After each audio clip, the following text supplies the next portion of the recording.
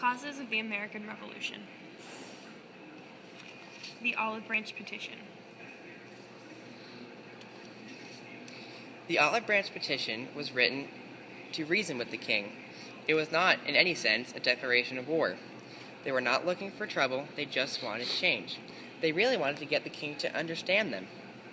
They wanted to butter up the king as much as possible in hopes that he would be reasonable. Here at the bottom is John Dickinson. He was the primary reviser of the Olive Branch Petition. He was responsible for making it as buttery as possible. Declaration of Rights and Grievances. The Declaration of Rights and Grievances listed things that Britain was doing unfairly. One of these things were the unfair taxes. An example of one of these acts was the Townshend Acts that placed taxes on paper and glass. Probably the most infamous of all was the Stamp Act, which required a stamp on all paper documents. This meant that even something as simple as a card would be taxed. What was really bad about this was that all the revenue was going to British officers. They were not going to pay down the debt at all. It was just going into people's pockets. The petitions for redress were being ignored. None of the complaints were being listened to, and the British were trampling on the colonists' rights to life, liberty, and property. These were essential rights, the natural rights that John Locke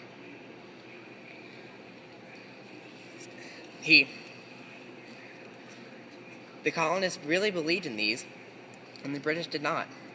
The colonists were not being represented in Parliament at all.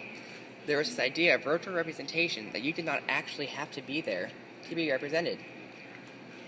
This does not hold true at all, as obvious from the Declaration of Rights and Grievances. Here at the bottom right is Samuel Adams. He was one of the Sons of Liberty. He was involved in the Boston Tea Party, and one of his most impressive feats was going around and spreading the news of the Boston Massacre, saying that the British just went up and just shot a bunch of civilians. And in the bottom left, we have a political cartoon written in 1775. In this article, it shows King George III in a chariot trampling over the Magna Carta and the Constitution, proving to the colonists of the king's tyrannical rule. And it also shows a devilish creature in the top left, stealing away the colonists' national pride. Common Sense. Common Sense was written by Thomas Paine, a very inspirational writer of the time period, and George Washington often had Paine's works read aloud to his troops before they went into battle. Common Sense encouraged the revolution because Britain was being unreasonable and diplomacy was no longer an option, and in order for their rights to be realized, they had to fight. Federalist Papers number 51. 6 years after the war had finished, James Madison wrote Federalist Paper number 51 and hopes to promote his ideas on what the government should look like.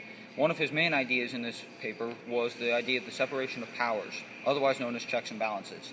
In this system, there would be three branches of government, the legislative, executive, and judicial, who would have different rights and responsibilities to run the government. He also makes the point that each branch of the government should function independently, but at the same time they should also work as one whole government, unlike Britain, who had one branch in Parliament whose ideas could be completely opposite to those of the king. Declaration of Independence. The Declaration of Independence was written on July 4th, 1776, once the war with Britain had already started. The Declaration of Independence declared independence from Great Britain and was influenced by John Locke's ideas of life, liberty, and the pursuit of happiness. Thomas Jefferson was one of the main writers of the Declaration, and it also included a list of grievances that include unfair taxation, which is illustrated here by Sons of Liberty tarring and feathering a tax collector, and the proclamation line, which forbid colonists from settling west of the Appalachian Mountains because of native conflict. Thanks for watching, and good luck on the APUSH test.